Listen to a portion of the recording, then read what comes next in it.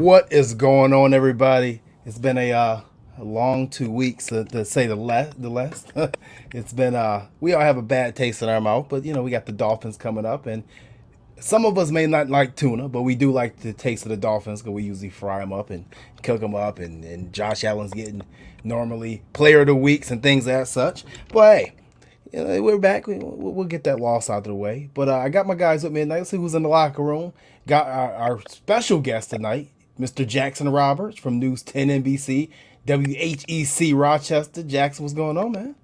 Thanks you guys for having me, man. This is the podcast to be on, I've been told. So I'm glad to be here. Thanks for having me. I like when people say nice things. It's been 2 weeks of just futility on the Gardner Real Bills chat about the sneaks and everything like that. We're gonna get into that tonight. Got my man Muki Hawkins, Buffalo Bills beat Waffle 1080. Mook, what's up, man? What's going on, man? It's been a minute. It's been too long. Yeah, it's been way too long. All right, but too long. When we come back to Halloween, no, Mook's bringing the trick or treats, and always I got my guy with me. That's my brother, man. James Mallory over there, he getting stressed out. Got a championship game this weekend. The Buffalo Vets alumni sitting right here. He got Teeth the Wagga and get none on the Buffalo Vets this week, man. What's going on? What's up? Got some Bills football. Got some Buffalo Vets football. We ready to roll. Ready to roll. So, guys, we got a good lineup tonight. We're going to be talking about Josh Allen and quarterback sneaks. I think this is something that we need to kind of touch on a little bit. We're also going to be talking about the Dawson Knox injury. He's going to be out. We don't really have a timetable set yet. Should the Bills make a move for a tight end? And maybe I can get out of these guys of who they think a trade targets to be, if anybody at the deadline for the Bills as the trade deadline comes upon us. And the AFC has just been a roller coaster and just wacky. Don't believe in these power ranking, these FPI. We don't know. Everybody's beating everybody. And last but not least, we're going to have everybody's favorite segment, bad takes. And trust me, there was a lot of bad takes after a horrible loss on Monday Night Football to the Tennessee Titans. So we got 5 of them tonight. Usually we have 3 tonight. We got 5. And I could have went more. I just had to stop and look at them. They were getting depressing. So either way, we're going to start off with you, Jackson, since you're the special guest. And I know you're on limited time tonight. What did you think about over the last 2 weeks? And I want to talk about Josh Allen, quarterback sneak. Was it the right play call? Was it a good play call? Should they have called in? What's going on? I like the call to go for it on 4th down. I think that's, perfect. You put the ball in the hands of your MVP, right? The guy who was second in the MVP voting last year behind Patrick Mahomes. I think the play calling could have been a little bit more creative. We all saw what they did with the 2-point conversion where Dawson Knox with a broken hand threw to Josh Allen, and it worked. I'm not saying something that complex, something that creative, but something maybe a little bit more creative than just the QB sneak up the middle when, let's face it, the Bills offensive line wasn't really playing that great on the evening as a whole. And I think that, the creative play calls in the past, they've worked for the Bills a lot. Again, love the call to go for it on 4th and 1. You go for the win, you don't go for the tie, and you don't leave it up to chance in overtime. I think the play calling, though, could have been a little bit more creative. James?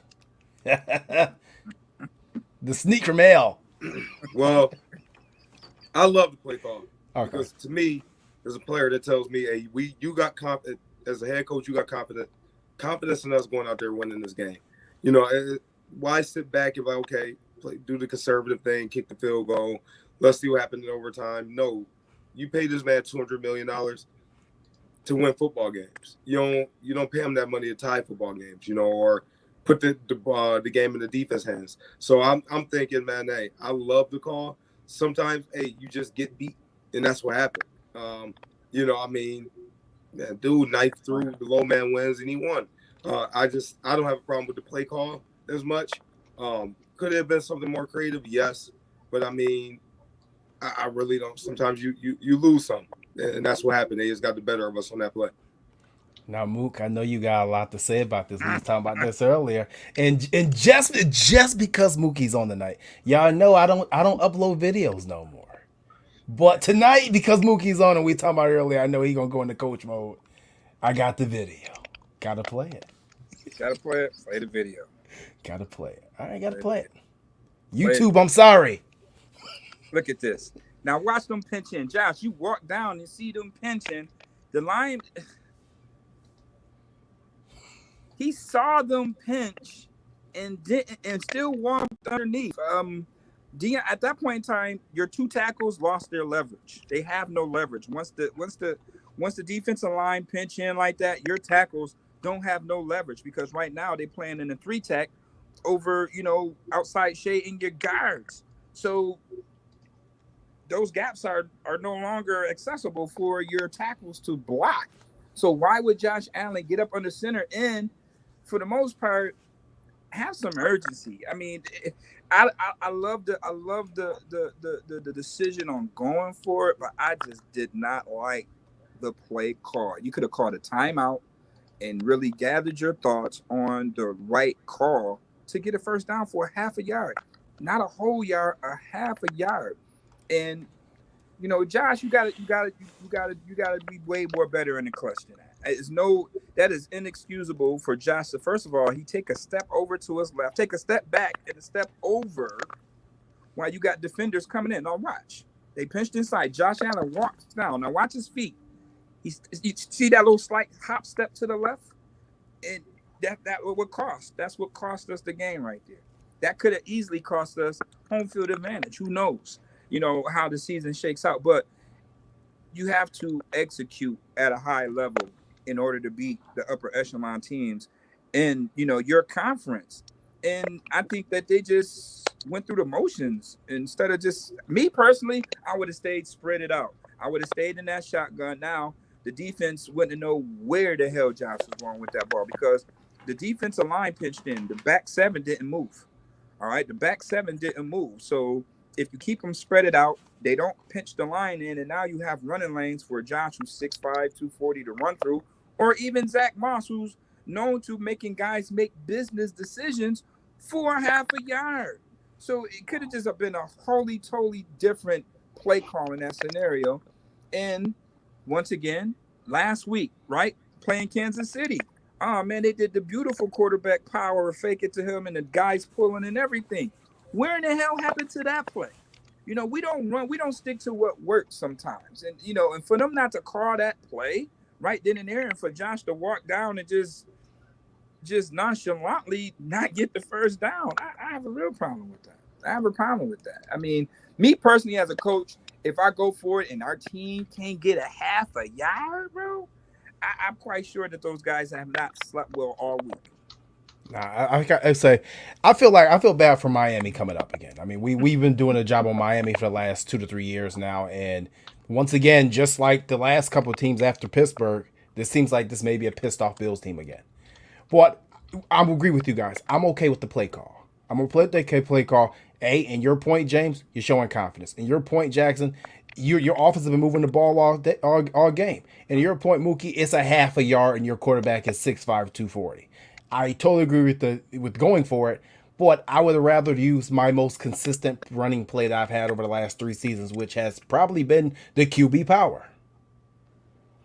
And once you saw the pitch, I just wonder when he went to that play, did he have the option to run the QB power? Was it possibly RPO because he obviously went back to the line of scrimmage? Because when I looked at the play, you see Tommy Sweeney off the line, which is kind of rare if you're going to run a quarterback sneak. Normally, you get every single big ugly you have, and you put him up there and you say, hey, go push. It seemed like they were confused on that line somewhat. Yeah, it seems like he saw the defensive line spread it out, But what he didn't pay attention to was when they shifted in, he still continued to walk down. And, so he really didn't see what he thought he saw. And we know the end result of that. So I'm going to come back to you, Jackson, because we're going to switch topics here. Do we feel that Josh Allen, the quarterback sneaks? Now, I know that before that sneak, I think he was like 13 or something like that before that particular one. But it seems to me that in the past, we've struggled with quarterback sneaks, or we've barely gotten these things off. Do we think that Josh Allen kind of struggles with quarterback sneak? Then, James, I'm going to come to you of why he may be doing it, because we talked about that earlier.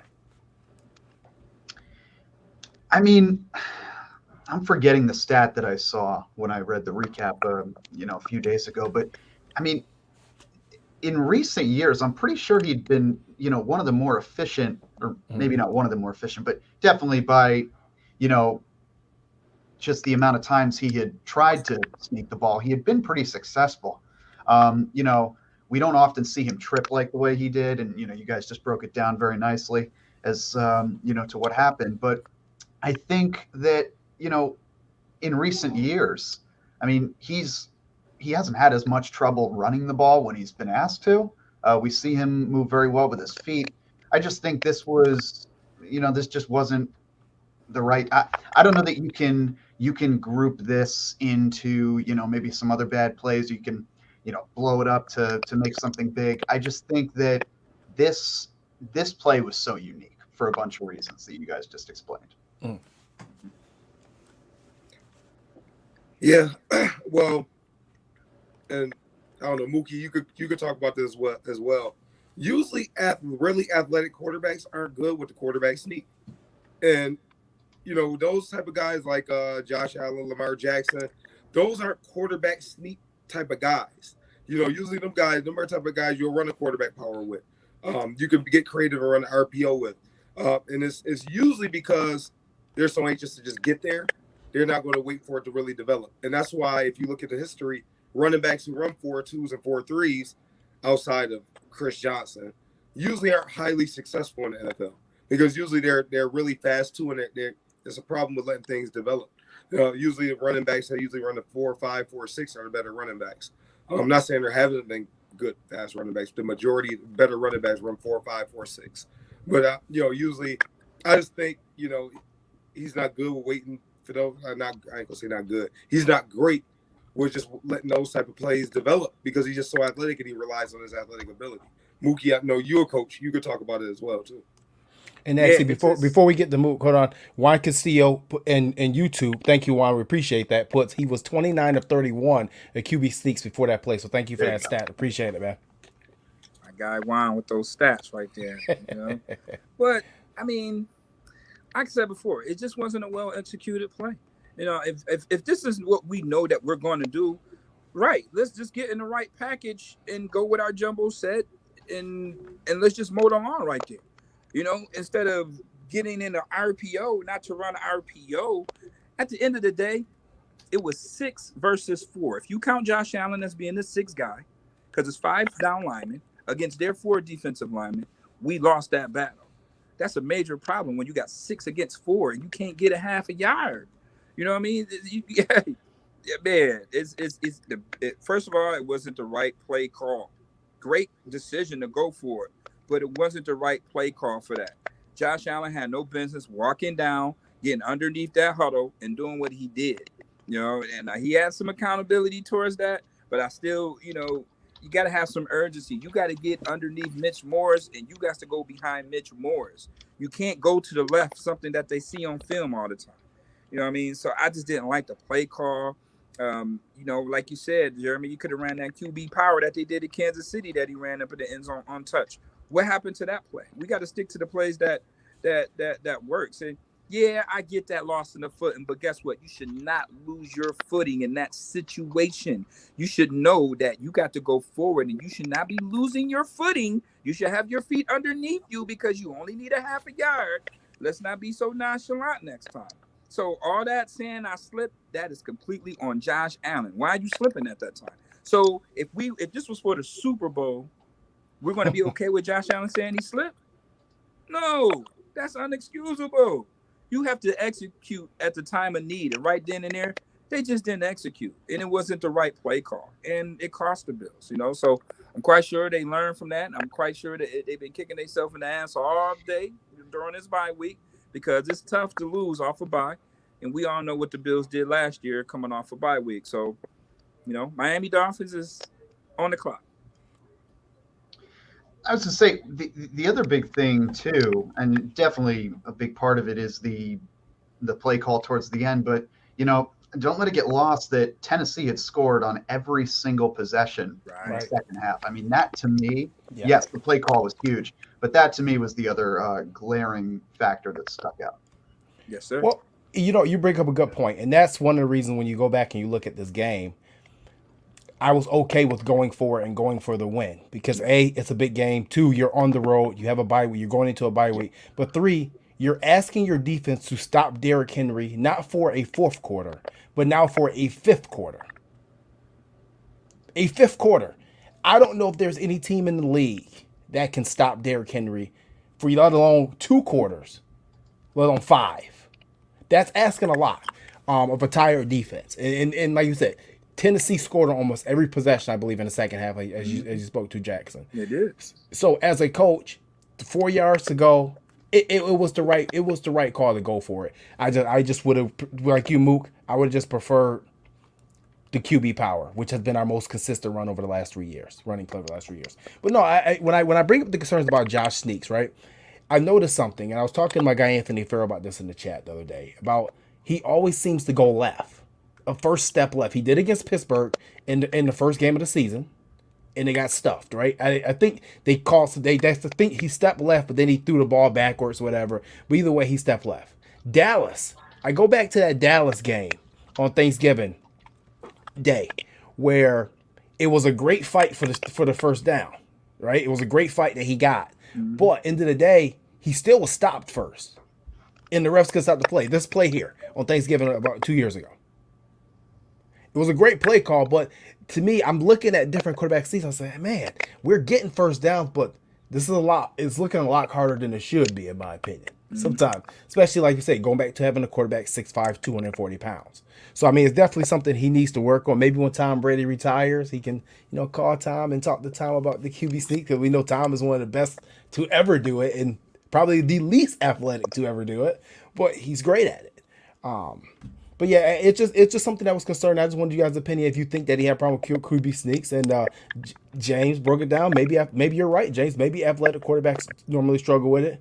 I don't know. I have to go back and check the stats and see how many QB sneaks he possibly ran at Wyoming, because it may not be a high number. Well, you just don't go backwards to go forward, bro. That's just, I mean, you only got a half a yard to get. Why are we stepping over and backwards to get a half yard? And, their defensive line going forward, So I just didn't like that call. I mean, if he went to the right, he would have got the first down, like my man, like Hugo was saying. We'd be saying it's a great call. I still would probably be saying I don't like that call, because that right then and there, you got one to get a first down.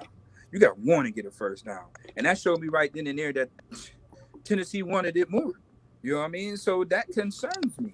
You know what I mean? When 4 guys wanted more than 6, that concerns me. And and that's all I can say about that. You know what I mean? Hey Jackson, how you looking on time, my man? I got a few more minutes. All right, a few more minutes. Okay. You having fun? Time flies when you have fun. You guys are you guys know this. Having a blast. So before we go any further, if you guys are watching the show, whether it's on Twitter, if you're on Twitter, retweet it. If you're on YouTube, subscribe and share the like. And if you're on Facebook, like and share so friends can see it. So we get used to it. Like I said, it's still a new show. We still getting used to this. But yeah, I thank all the support. So make sure you guys do that for me. We do have 2 events coming up this week. I want to say this early before everybody gets off here. I know it's late. My man Zach Moss Mode. He has a pop-up shop for his clothing line release at the Bill store this Friday. DJ Milk, DJ Yes on the 1s and 2s. And there's going to be some guests. You can see the pictures. My man Hodgins, my man Rosu, they all in the Zemo gear. So I'm going to be up there helping out with my man Pat Matthews and Zach. And so make sure you guys get up there. That's going to be Friday at 5:30 to 7:30 p.m. So make sure you don't miss that. And then on Saturday, the biggest Bills autograph event of the year. Every year, Batavia Downs Legend Stars does this at Batavia Downs.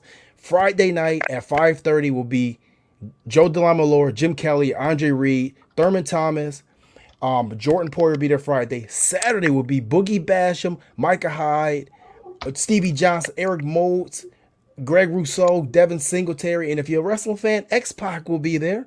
Paul Molitor, if you're a baseball fan, and more. So make sure you guys are getting to these events. They're going to be 2 great events. I'll be at both. So I'll be in the city this week running around. If you see me, say hello and throw me some Lenovo's. Lenovo's throw me a sponsorship. I just mentioned you for free. So, but no, before we get my man Jackson off here, I know he got a couple of minutes. He's a busy man. And I want him to make sure he's here to partake in a segment that we like to call Bad Takes. Oh, boy. So we know that the Bills took an L and it was a bad loss this week, and we know how uncontrollable people can get with their emotions after a loss. We could be 16-0 and we lose one game and the worst team in the league. So we're gonna go to bad takes. So our first bad take of the week. And remember, we don't say names because we don't want anybody bullying or getting caught up online. This person says, that was the worst play call I've ever seen since the Seahawks lost to the Super Bowl. Come on, man. The Seahawks, are we comparing that to the Super Bowl? Stop it. Just stop it. So this one here we need to trade Josh Allen for a real quarterback like Nick Foles, who knows how to win Super Bowls, Bills Mafia. Pump your brakes. Pump your brakes. The swing from 1 week to the next, the emotion, it's amazing every week. Nick Foles is the better quarterback than Josh Allen. All right. Take number 3. Hopefully Feliciano wants to spend less time dancing in the huddle that drive and focus on not getting blown up on 4th down. People been coming Feliciano neck all year, man. Yeah. Fourth take tonight. If I had a quarter for every time I slipped like Josh, then I'd be rich. It happens. Love you, Bills, and you'll get them next time. That's like a plus minus plus sandwich. I don't even know what to take of that. And the final take, James, you know we got to do drum roll, please. That seals the deal. I am no longer a Bills fan. This team is a pure and utter embarrassment to the city of Buffalo. I officially will not be renewing my plan next season. No, I'll watch a game on TV ever again. I'm taking my family to the Tampa Bay Buccaneers where they know how to win championships. Oh, my God. Is that like the same? I feel like I see these exact same formatted tweets for so many different teams online on Twitter all the time. I feel like that's just the latest one. Oh, man. Actually, the quarterback tweet came from my man, Cody Wells sent that one in for me about the trading Josh Allen for Nick Foles. I couldn't believe it. That was like 10 minutes after the game. Just unbelievable. This guy says, I'm taking my family to Tampa Bay. If you were thinking about that, you could just went to New England years ago if you wanted to be with Tom. If you didn't like Belichick, who knows? Right, I don't know. That's just crazy. I mean, people take it easy. But how much longer you got, Jackson? I'm probably going to hop off. All right. But can't thank you guys enough for having me on. It's been a thrill talking Bills with you, and hopefully we can do it again sometime. Yeah, we got to get you back on. We got when your schedule's free, we can get you on for a full show, man. Like I said, thank you for coming on tonight. No, thanks for having me, guys. My pleasure. No problem. Jack, appreciate you. All right. My guy Jackson Roberts there from WHEC 10 Rochester. Thanks for getting him on, Mook, man. He had a lot of knowledge, man. Yeah, he's new to the sauce, man. So Uh-huh. we got to get him acclimated to what we do here in Buffalo, man. And those bad takes though, it sounds like somebody lost a bet. Yeah, man. I mean, somebody put the mortgage on the line, man. Yeah, they losing bets and stuff, man. They just ready to throw the Bills away. They weren't saying that last week when we beat Kansas City, but lose a nail biter. Yeah. Right. That just up and down, man. Up and down. I tell you, Thurman Thomas said in his retirement speech, he loved the Bills fans, but they crazy as hell. Crazy as hell. Thurman, no. Never know. And man, mind you, once again, Thurman to be at Batavia Downs Friday night. You want to meet the great Thurman Thomas? That's your opportunity. Jim Kelly, Andre Reed. it's not going to be too many times you may get them all in the same room like that at one time. So, Yeah. but moving on to the next topic, man, there's been a lot of chatter about Dawson Knox, and obviously, Dawson's having an excellent season for the Buffalo Bills this year. He broke his hand in that Titan game. He actually threw the 2-point conversion with a broken hand, threw like a shot put. A lot of questions is what the Bills should do with the tight end position. A lot of names coming up. I got the clip of some of the names that people are throwing out there for trade targets. Austin Hooper, who I think is a very quiet name as a trade target because he ain't getting no love in Cleveland. Evan Ingram, is very embattled in New York. And Hayden Hurst was mocked to us. I think it was by PFF or Bleacher Report. Somebody mocked him to a trade to us. I don't think it's that big of a deal. If we missing him for 3 or 4 weeks, I think we got enough weapons. But hey, to each of everybody feel a different take on it. James, I come to you first. What do you feel about the tight end position? Should we make a move? Can we get by with Sweeney and Gilliam? Is there a name out there that we're missing that we can go get for cheap? What will we do? I think you're gonna stay put because once Dawson Knox comes back, you don't have a lot of snaps. We don't run a lot of 12 personnel. We don't run a lot of 2 tight end sets. What I think they'll do over the next 3-4 weeks, however long Dawson Knox is out, you'll see a lot more 10 personnel. You'll see Cole Beasley's snaps is going to go up, way up the next few snaps. So good thing we didn't trade him. Then you'll see, his targets will go up, and then you'll see Gabe Davis get a lot more opportunity as well. So I think you stay put. I don't think you jump out the window and trade anything for somebody who's down the line probably won't get a ton of snaps. Right. Mook. Well, Juggernauts. I think you'll see Gabe Davis more or less in that role. You saw Sweeney out there in that fourth quarter. So, I mean, let's not forget Tommy Two-Tap was starting.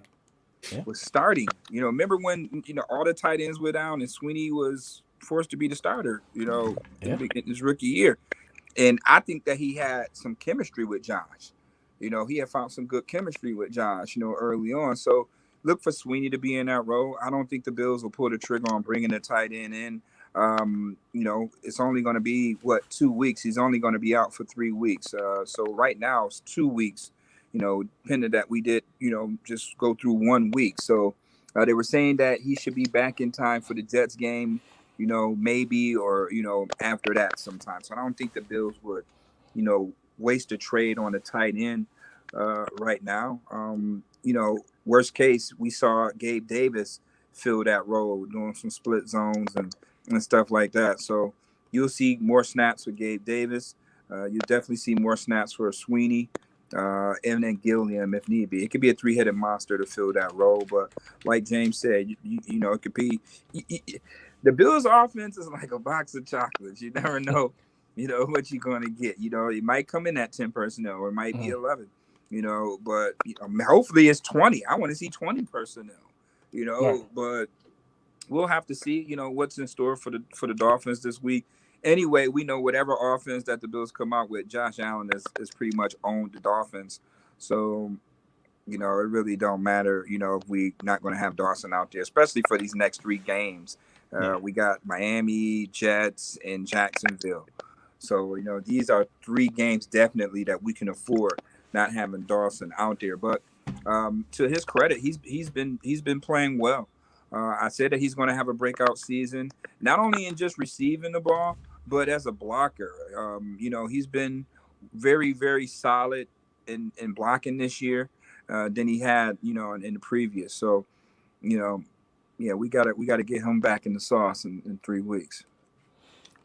I have an issue with the tight end. I've had an issue with the tight end chatter for the entire summer. We went from, in the last offseason, trade for Njoku, trade for Zach Ertz, trade for Evan Ingram. Nobody showed Dawson Knox any type of respect, right? Been saying it for 2 years. Me and you went on Brent Perino's and Talbot's show, I think, a year and a half ago together. And I picked him for a breakout season then. I was a little too early. But he gets it. Dawson's a worker. He gets it. He's going to get better. Give him time. So once again, a guy who came into Ole Miss as a quarterback, played only 2 years as tight end, and mind you, on other sides of the field, A.J. Brown was on one side, DK Metcalf was on the other side. He wasn't getting too many balls. He wasn't getting too many balls. Nah. Give him time. And now he's catching touchdowns. He's not dropping balls. There's no more drop ball jokes right now. And he breaks his hand. Everybody says, oh, what are we going to do? What are we going to do now? Oh, well, we need Dawson Knox. But 4 months ago, you wanted to get anybody you could in the door. You wanted to draft Pat Freiermuth. You wanted to sign Gerald Everett. You just want to get anybody you could get in the door to replace Dawson Knox because he sucked. But now he breaks his hand, and we got Miami, Jacksonville, and the Jets coming up. 3 of the worst teams in the league, and you're worried. How does that work? How does that work? Come on, man. Just we're fine. We're fine. Trust the process. Trust the process. We're fine. Like I said before, the target share for the tight end within this offense, you're only getting like 60 targets a year anyway at that position. Okay? That's targets, not even catches targets. Like James said, and you said, Muki, all you do is just get Gabe Davis more involved. You get Cole Beasley more involved. You get Manuel Sanders more involved. It's not that hard. You're only talking about 6 targets a game for Dawson Knox. At best. You're talking about 6 targets a game. We can figure that out. Or you can simply try to run the football. At some point, we can run the football and say, hey, maybe we'll take those 4 targets and call 4 running plays. Maybe when Devin Singletary's averaging 4.8 yards a carry, we give him more than 5 carries in the game. Hell, I don't know. Maybe that'll work. That's a solution. Could be. We will see. But I do have a solution for everybody that wants to trade for a tight end because they're uncomfortable with Tommy Sweetie and uncomfortable with Reggie Gilliam. I have a solution. A guy who was just here. Somebody that Josh Allen knows well. Jacob Hollister. A guy that people didn't want cut in the first place. Well, yeah. How about we trade a 7th round pick to Jacksonville for Jacob Hollister if you're that worried? He knows the playbook. He was here all offseason. He could come in. He could fill in. Perfect fit. He was here. So if that's the only capital that I would give up. I don't think Brandon Beane and Sean McDermott are into rental players or rentals. That's not what they do. They don't make desperation moves and things like that. They're not going to do that. So if you want a simple, cap-efficient move, Jacob Hollister for a 7th round pick is fine. That's fine. Right. They don't even trade for rentals. I mean, look what they had Kenny Stills and Devontae Freeman last year as rentals. They didn't even play at all.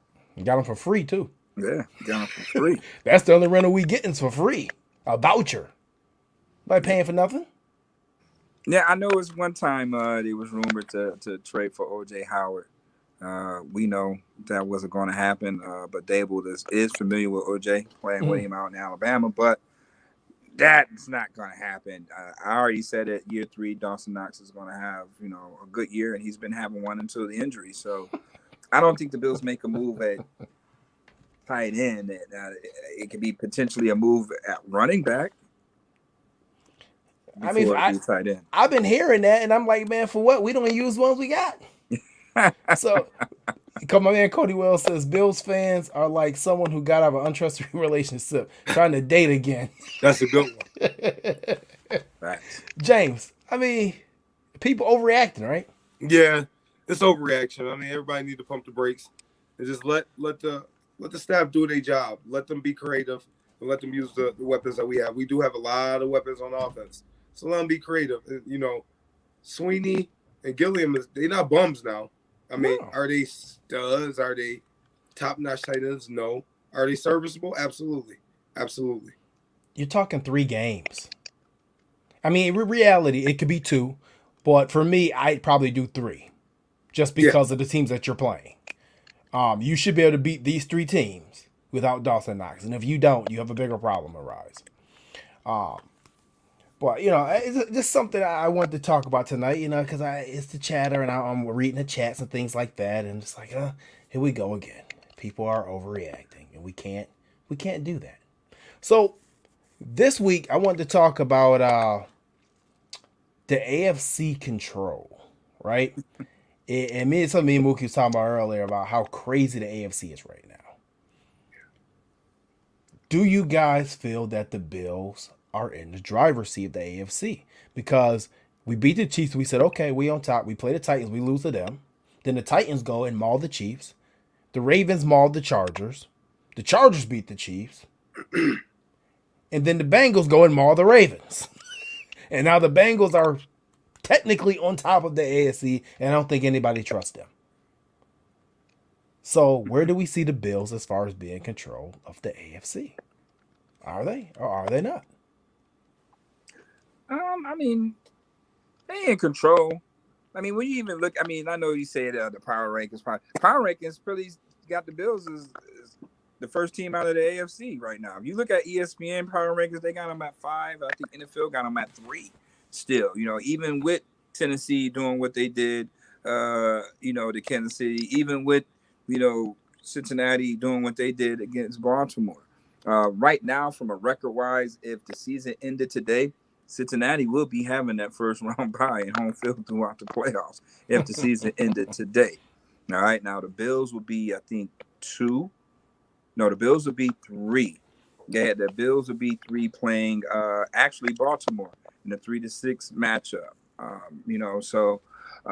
But I think the Bills are still in the driver's seat. Look at the games they lost. They lost by a half yard to Tennessee in a block punt to Pittsburgh Steelers. All right. So if they clean those 2 things up, it will be no discussion. Everybody will be saying, "Oh, it's going to be Arizona and the Bills in the Super Bowl" at this point, if those things happen. But we also know about those ifs. You know what I mean? If a frog had a glass ass, what would happen every time he jumped? And if was nuts and bolts, and we already know what we get from that. But the Bills are still one of the top echelon teams in the AFC. They just had a brain fart against Tennessee. You know what I mean? So the next matchup to prove that will be, it's still a week-to-week league, but realistically, it's the coach that's next up as far as top-tier contender that's on the Bills' schedule, that's left on the Bills' schedule. And now the Bills don't make the schedule, all right? So, it is what it is. But they got to go out here and destroy their opponent convincingly these next 3 weeks. Yeah, I'm with you. I totally agree with you, Muki. I think we're top of the AFC right now. I mean, think about it. Not to look past anybody, I never like to do that. But if we look at the next 3 games, we run those off. That put us at 7-2. Mm-hmm. Yeah. And these conversations that we have now, they're gonna be died out big time. So I think actually the Tennessee loss was actually a good thing, eye opener. Those are things. Hey, you got to execute a quarterback sneak. We get in those type of games, dude. Like you said, Muki, and I agree with you. Dude, you stepping backwards. You need to go forward. Hey, Deion Dawkins, you need to fire out. You got to stay low. They're going to try to knife through. They're not going to come high. So I think it was all a learning experience. And sometimes you need to be rattled a little bit, especially before a bye to kind of wake you up. You think you're going to go in there bye on cloud 9. Nah, man, we got a wake up call for you before you take this bye. Now I think they're gonna come out on fire. And man, we run off these next 3. Man, that's we cooking with gas. Yeah, cooking real gas right there. I mean, 7-2. I mean, that's just. I mean, 8-1 would have been nice, man. 8-1 would have been real nice. I feel real confident, but that's all right. Because one thing I'll give Sean McDermott teams, and I know that people use the analogy. I think what is he like 2-3 going into bye weeks now? His record 2-3 going into bye weeks. The biggest thing about this team is they always seem to respond. No matter what they go through, it doesn't matter if it's a week off, if it's going to a bye week, if it's an off season off, if it's whatever. When they come back out, that same situation, they respond. Sean McDermott's teams are resilient as hell. He's resilient. His team is resilient. They're built in his image. And I want to give him, as they say, you want to give people their roses while they're here. Yep. I want to give him his roses there because it's not easy to build a team in your image. You can be a good coach, but they're not built in your image. And when you think of Pittsburgh Steelers and Mike Tomlin, the reason he's so entrenched is because that team is built in his image. When you see, as you spoke about Miami earlier, Muki, about Brian Flores, I think Brian Flores is a solid head coach. He's done a solid job over there. But his team has no image, and neither does he as a coach necessarily. I think that's that next step is when you become a new coach, you build the culture, then the second step is building a team in your image. Sean McDermott's at that stage. So, we always talk about the wrestlers analogy. Never giving up, keep grinding, keep coming, keep going. That's what this team is about. So I don't see them losing any of these next 3 games. And to be honest with you, depending on where the Bucks is at when they play them, they may not lose that one either. I don't think they will. And you're talking about cooking with gas.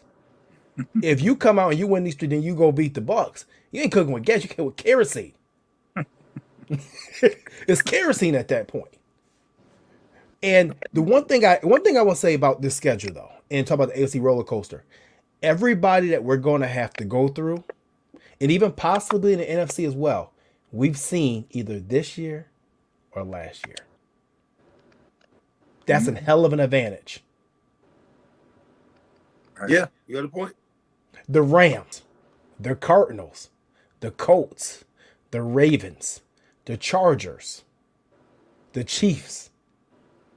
We've seen every single one of these teams within the last 2 years. And neither one of these teams have changed much of their identity either.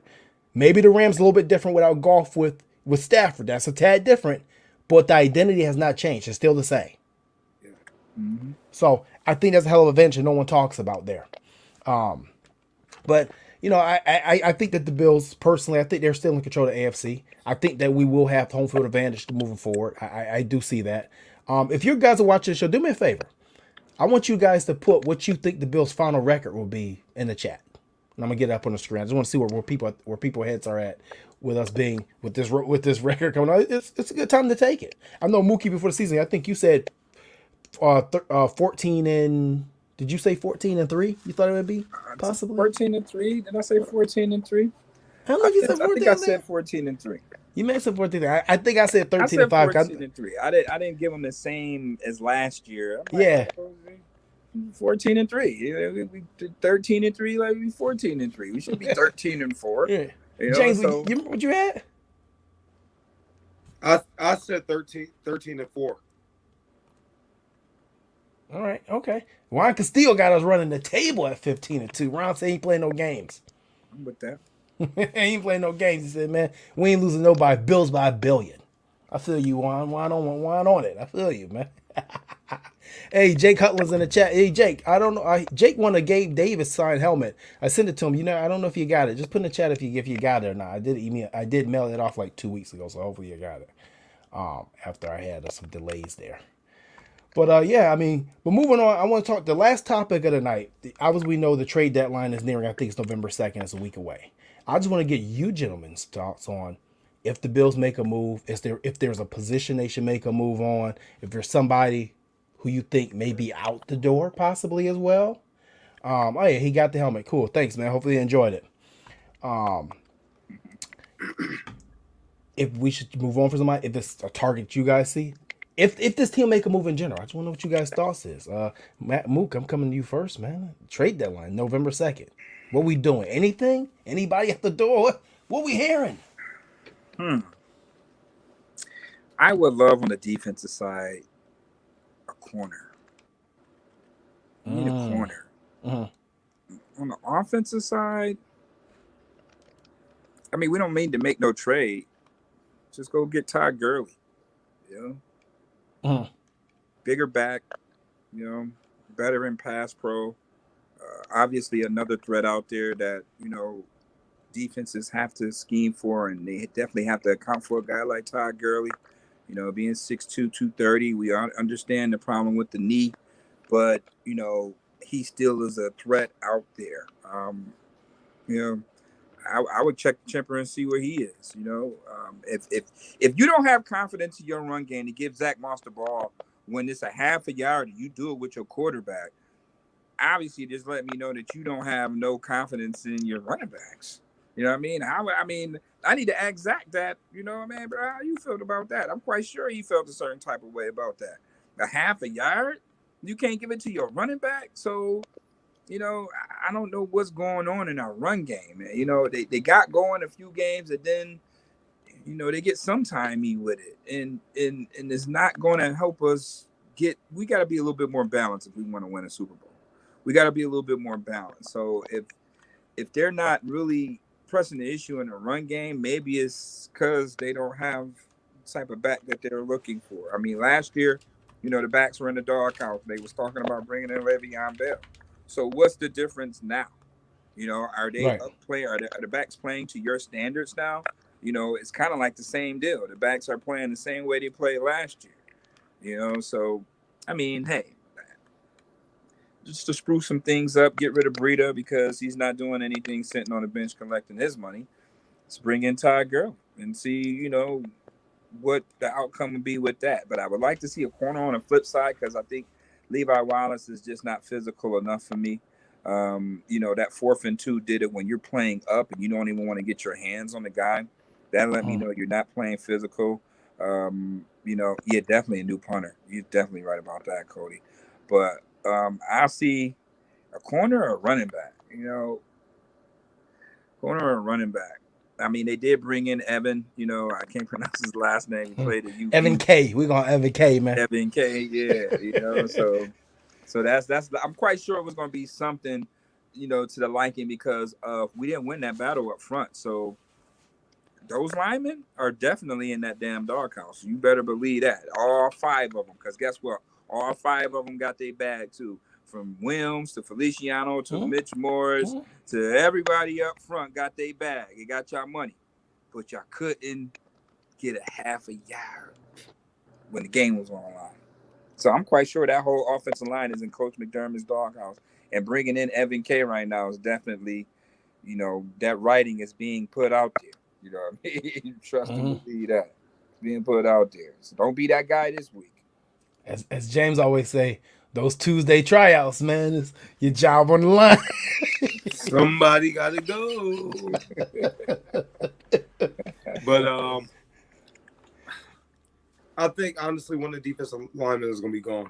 I think we're going to be sellers. I think that one of those defensive linemen got to go because you got to get AJ more snaps. Russo has shown he's not a project. He can play. Boogie Basham showed he could play. I mean, I love Jerry Hughes, one of my favorite players on the Bills the last few years. Time might be up.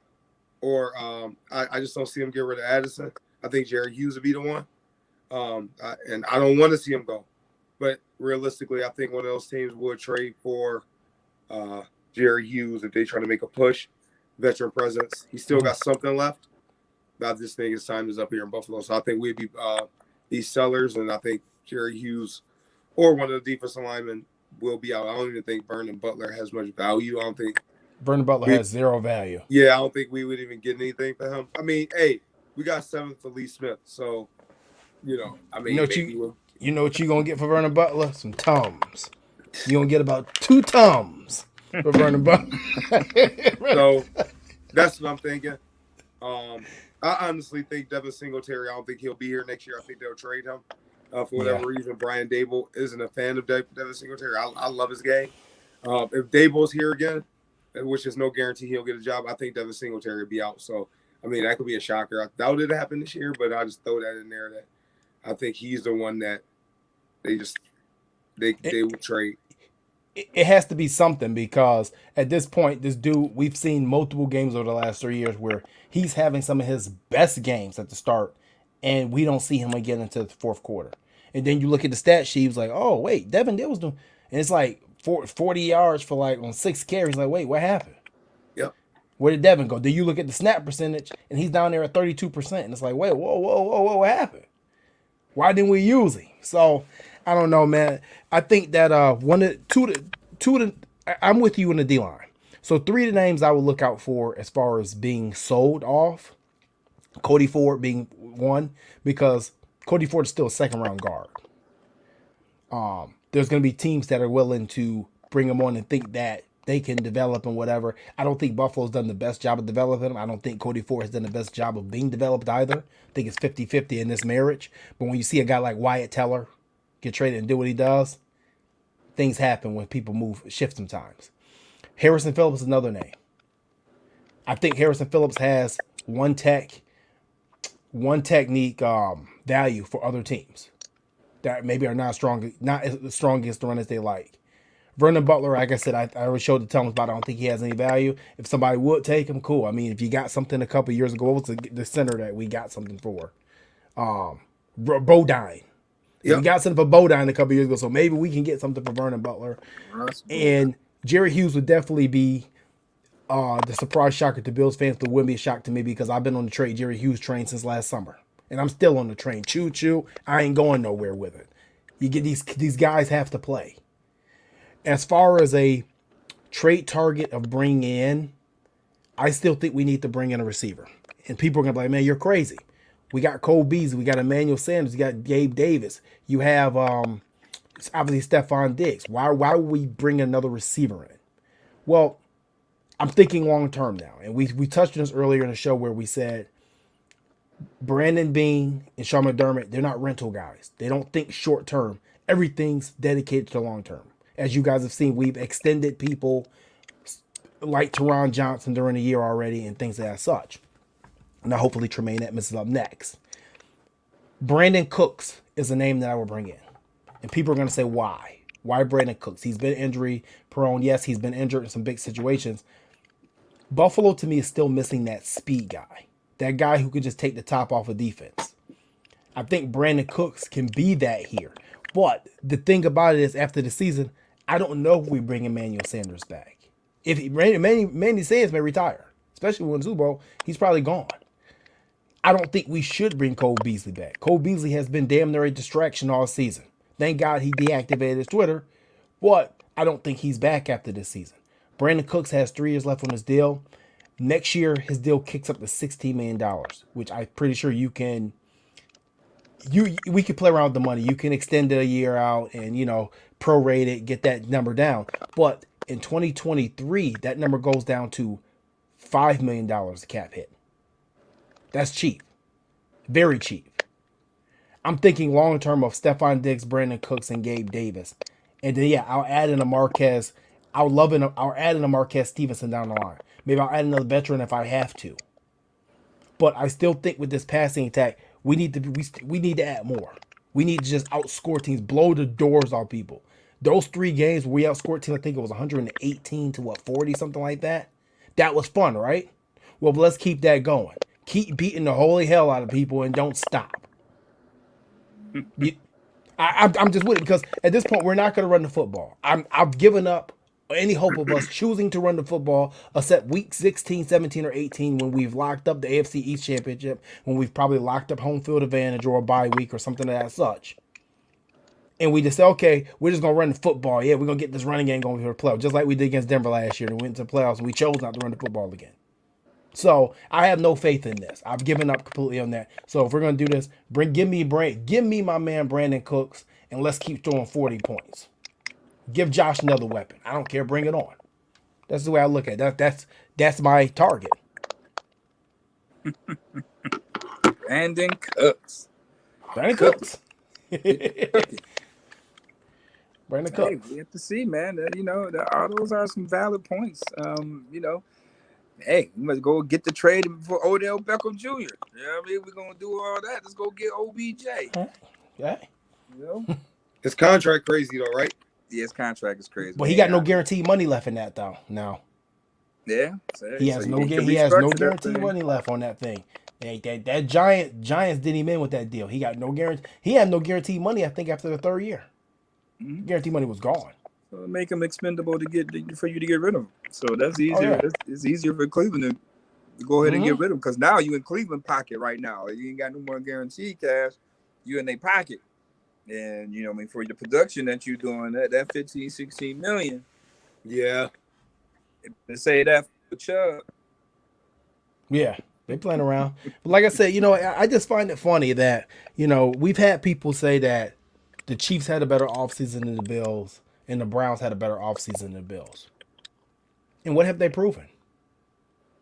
I don't know. If we have not learned anything from this AFC roller coaster we've seen so far, continuity is a hell of a thing.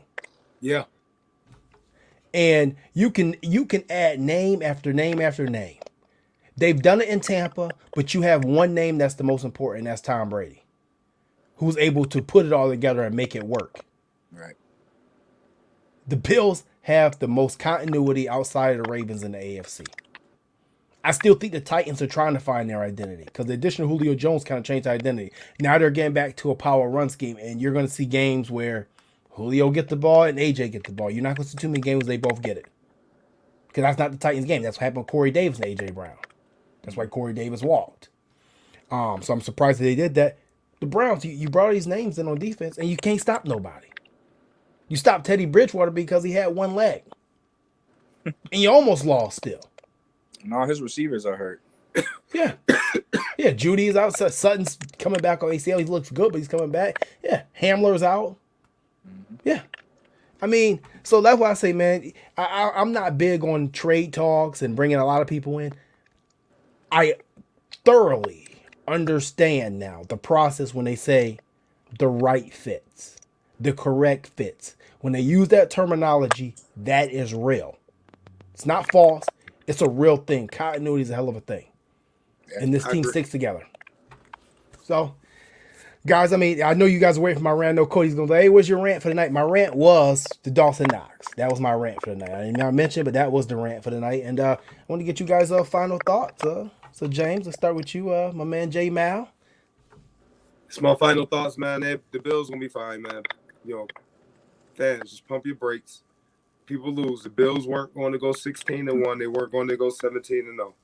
Pump the brakes. It's going to be ups and downs. It's a long season. But, hey, it's very, very positive signs of what we're seeing. So we all should be excited, to be honest with you. So just relax.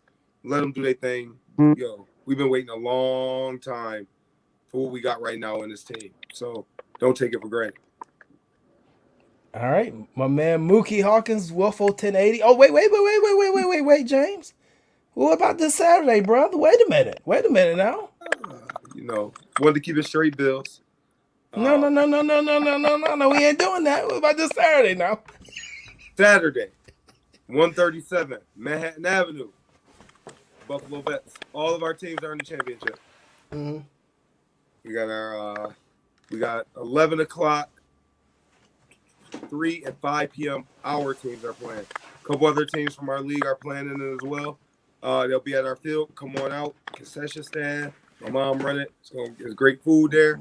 And you'll be able to see some good football, especially at the 5 o'clock game, man. We don't run a wishbone offense with our 13 and 14-year-olds. We don't run a Army right, Army left. That's an abomination of football that teams still run it at that age group, but that's another story. We run a spread offense. We got a lot of different things that you guys see against very talented Cheektowaga team, man. It'll be a battle, man. So come on out and support. I don't know if I'll make the the age requirement, but I'll probably make the weight requirement. But hey, man, I'm ready to go. I still got my old BV hats helmet right here. This is old right there with little limited padding, man. Yeah, so I'm ready to go. I still got my Thurman face mask to go with it too, man. Let's go, be Buffalo Vets all the way. You got the thermo. I got the thermo.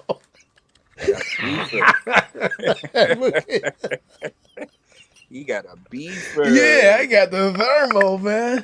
Mookie, what's going on? Final thoughts, my man.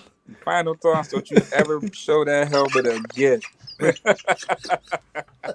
He proud of it. I'm proud of this. This still got stick marks on it, man. I'm ready. I'm got them. Yeah, that's my final thought. But Bills fans, in the words of Aaron Rodgers, relax. Okay, relax. All right. Now I know we wanted to win that game. That's why everybody's pissed off, because we knew that we were supposed to win that game. Yeah. The Bills had no. They should have won that game. It kind of resorted back to last year's Bills team. Respecting Tennessee too much, not playing aggressive.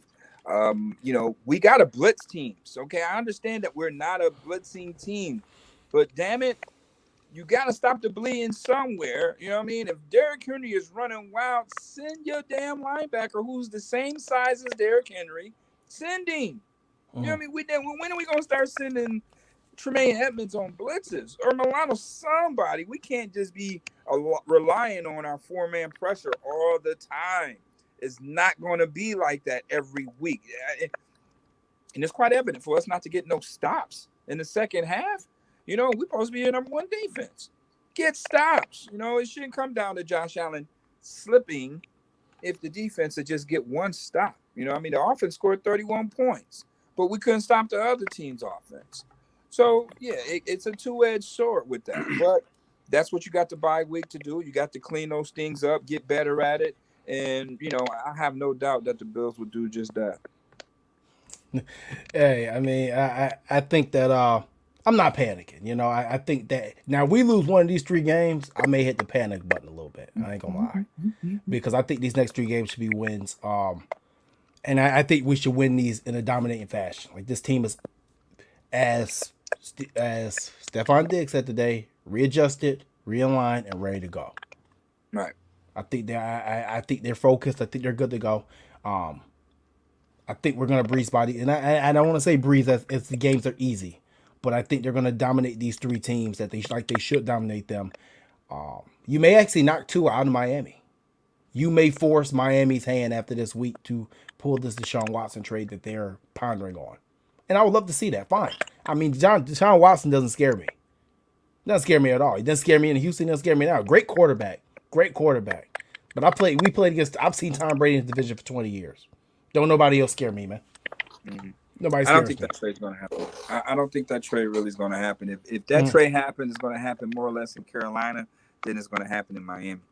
And I think they want to do it with Carolina. I think that they're using Miami as leverage because I think that actually Watson would prefer to go back to the Carolina area. And, if Houston could sneak Christian McCaffrey out, I think they would. I don't know if they'll be able to. But I don't think they'll be able to. But if they could, they'd definitely do it. Doesn't scare me. But no, I think this team is ready to go. I have full faith in Sean McDermott. And as one of the detractors, and I'm not afraid to admit that, as one of the detractors of the Sean McDermott hire when he was hired here, I ate my words. That's fine. He's everything I thought he wasn't. That's why I don't have a doubt in my mind of what this team is going to be after this bye week. And we're coming in. But, hey, guys, great show. I want to thank my man Jackson Roberts for coming on tonight. We're going to definitely have him back. Thanks my man Muki for linking that up. Thank my man Muki Hawkins coming on for 114. You got anything coming up, Mook? Well, I'm going to be seeing you Friday. Yeah. Seeing you Saturday, like I'm going to see Pop James out on Saturday. And then I'm going to see you again on Sunday, all right? So we got a lot of things coming up, you know what I mean? And, most importantly, Bills play on Halloween. So, hey, it could be potentially another donut in somebody's Halloween basket, aka the Dolphins. Yeah. You're not careful. That's the case. You better believe 2 are going to be tricked and traded. That's the case. So, James, we already talked about the vets. Tell people where they can find you at, man. And, we're going to see you next Tuesday anyway. Twitter, NFL JMal2. IG, just JMal2. Facebook, any of that. Hit me up. Always willing to talk some ball. That's right. Vets Invitational, baby. I'll be there. Let's go. I'll be in the house. I got my vet shirt and they're ready to go. Like I said, man, I'll strap them pads. Only when these kids out. Don't bring that damn helmet though. That's probably that helmet won't even pass concussion protocol nowadays, man. That old ass right now. That's that old ass Antonio Brown joint that he was arguing for. Yeah, it was. Yup. Exactly. You got an AB helmet. Yeah, for real. That's why he ain't never been right since that hit either. I'm perfectly. But guys, don't forget this Friday. Pop out to Zach Moss's official Zemo clothing line release. Sneak Patties brand, One Bills Drive. It's at the Bills store. DJ Milk, DJ Yes. Come out, support the dude, man. Zach gonna be interacting with a lot of the fans. As you know, I gotta get to work with Zach on a normally weekly or every other week basis. I'm the producer of the Small Smoke Show podcast. Great dude. So come support him, man. Great guy. Does a lot of charitable things. And then if you can't make it to that, then please go to Batavia Downs 11 Stars Friday, October 29th. Jim Kelly, Andre Reed, Thurman Thomas, Joe DeLamalore, Billy Shaw had some families who could not make it. Jordan Poyer will be signing on Friday now as well. But on Saturday, for the Bills themselves, Boogie Basham, Micah Hyde, Stevie Johnson, Eric Mose, Poyer. No, not Poyer. I'm sorry. He's going to be Friday. Greg Rousseau, Secretary, and they also added Dawson Knox to Saturday. So make sure you come out to that. It's going to be great. All right, Juan Villa, Mexico. What's up, my man? I asked people were watching from tonight. I got to start doing that, but I forgot. But hey, guys, want to thank my guest tonight, the locker room as we like to call it, and we'll see you guys next Tuesday, man. As always, thanks for tuning in. Thanks for your support. Let's go Bills and stay safe out there, people. Let's Go Bills. Go Bills.